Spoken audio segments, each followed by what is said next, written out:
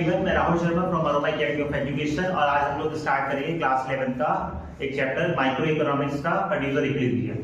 ठीक है, producer equilibrium से पहले मैंने अपनी अगर आप मेरी लास्ट वीडियो देखेंगे तो उसमें मैंने डिस्कस किया हुआ है concept of revenue and concept of cost, तो उसी से कुछ लिंक भी है चैप्टर।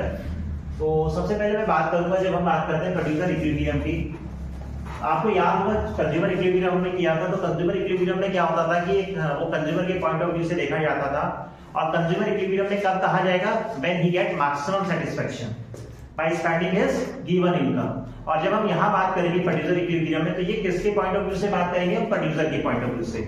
और प्रोड्यूसर क्या चाहता है, प्रॉफिट को मैक्सिमाइज करना। क्या चाहता है, प्रॉफिट को मैक्सिमाइज करना। तो यहाँ पे हम बात करेंगे प्रोड्यूसर इक्विलिब्रियम की। तो प्रोड्यूसर इक्विलिब्रियम क्या होगा, when producer get maximum profit when profit maximize। तो when जब क्या होगा, प्रॉफिट क्या होगा आपका मैक्सिमाइज होगा, तो प्रोड्यूसर क्या होगा, इस side to be situation of producer equilibrium. अब यहाँ बात आती है कि प्रॉफिट क्या होता है। ठीक है, तो प्रॉफिट क्या होता है आपका, प्रॉफिट होता है आपका रेवेन्यू माइनस कॉस्ट। रेवेन्यू हमने पढ़ा था कॉन्सेप्ट ऑफ रेवेन्यू के अंदर। रेवेन्यू का मतलब क्या होता है कि जब हम किसी गुड्स को बेचते हैं, यूनिट्स को सोल्ड करते हैं, उससे जो मॉनेटरी रिसीप्ट होती है उसे हम क्या कहते हैं, रेवेन्यू कहते हैं। और कॉस्ट क्या होता है, जो उसके अंदर एक्सपेंसेस आए उसे बनाने के लिए। दोनों का डिफरेंस क्या कहलाएगा, आपका प्रॉफिट कहलाएगा। तो इसे हम सिंबॉलिक पाई से रिप्रेजेंट कर सकते हैं।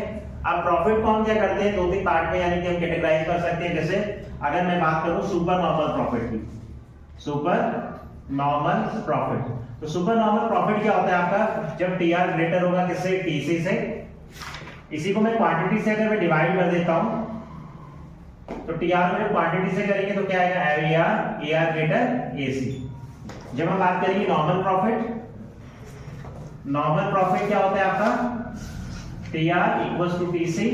अगेन हम दोनों साइड क्या करते हैं, क्वांटिटी से डिवाइड कर देते हैं। तो टीआर डिवाइडेड बाय क्वांटिटी और टीसी डिवाइडेड बाय क्वांटिटी, तो क्या आ जाएगा, एआर इक्वल्स टू एसी। और तीसरी सिचुएशन आपकी लॉस की आ जाती है। तो लॉस के अंदर क्या होता है आपका, टीआर लेस देन होता है किससे, टीसी से, डिवाइडेड बाय अगेन हम क्वांटिटी कर देंगे। तो यहाँ क्या आ जाएगा, एआर, यहाँ क्या आ जाएगा, एसी। ठीक है, तो ये आपकी बात तो हुई हम प्रॉफिट को अगर हम कैटेगराइज कर रहे हैं।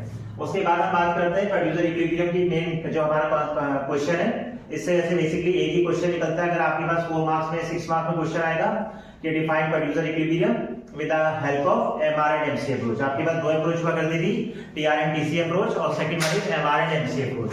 तो जब हम एमआर और एमसी अप्रोच की बात करेंगे, तो यहाँ पे क्या होता है, दो कंडीशन आपकी फुलफिल होनी चाहिए प्रोड्यूसर इक्विलिब्रियम के लिए। ठीक है, अब वो दो कंडीशन आपकी क्या कहती हैं, फर्स्ट कंडीशन है कि एमआर इक्वल टू होना चाहिए किसके, एमसी के। एमआर और एमसी इक्वल होने चाहिए। और सेकंड कंडीशन आपकी कहती है कि MC should be rising, MC should be rising. अगर ये दो कंडीशन फुलफिल हो रही है, तो वो जो पॉइंट होगा यानी कि वो क्वांटिटी क्या कहलाएगी, at that point where both condition are fulfilling point of equilibrium. इसके लिए हम एक टेबल यूज कर सकते हैं जिसमें क्वांटिटी हो गई और एमआर हो गया एंड एमसी हो गया। क्वांटिटी कहता है 1 2 3 4 5 6 7 8 9 10 11, और ये हम ले लेते हैं 12 12 12 12।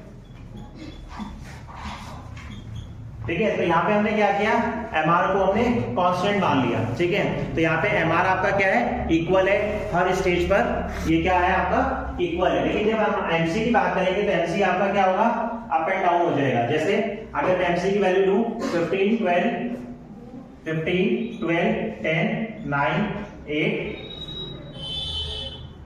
7 8 9 7 8 9 10 12 15 10 12 और 15। तो अगर आप यहाँ देखें तो यहाँ पे दो सिचुएशन है जहां पर एमआर और एमसी इक्वल है। देखो एक इस पॉइंट पर है और एक यहाँ पर भी है। लेकिन अभी हमने क्या कहा, देखो पहली कंडीशन तो यहाँ फुलफिल हो रही है, दोनों पॉइंट ऑफ व्यू एमआर और एमसी दोनों इक्वल है। बट अगर आप यहाँ पर देखें तो एमसी यहाँ पे फॉल हो रहा है। लेकिन हमने क्या कहा कंडीशन कि एमसी शुड बी राइजिंग, तो ये पॉइंट है जहां पर एमसी आपका राइज हो रहा है। इसका हम ग्राफ बना लेते हैं। ग्राफ यहाँ पे एक्स एक्सिस छोड़ो, यहाँ क्वांटिटी, या एमआर और या एमसी। एमआर आपका कांस्टेंट है तो ये आपका एमआर हो गया, और एमसी का ग्राफ आपका यू शेप होता है तो ये आपका एमसी हो गया। अब अगर आप देखें तो यहाँ 2 पॉइंटों पे कट कर रहा है, ये E1 हो गया, ये E2 हो गया। लेकिन अगर मैं बात करूं, देखो E1 और E2 दोनों पे MR और MC इक्वल है, लेकिन जो आपका इक्विलिब्रियम पॉइंट होगा वो क्या कहलाएगा आपका E2, क्योंकि E2 पे क्या हो रहा है, दोनों कंडीशन फुलफिल हो रही है। ये कितने पे 10।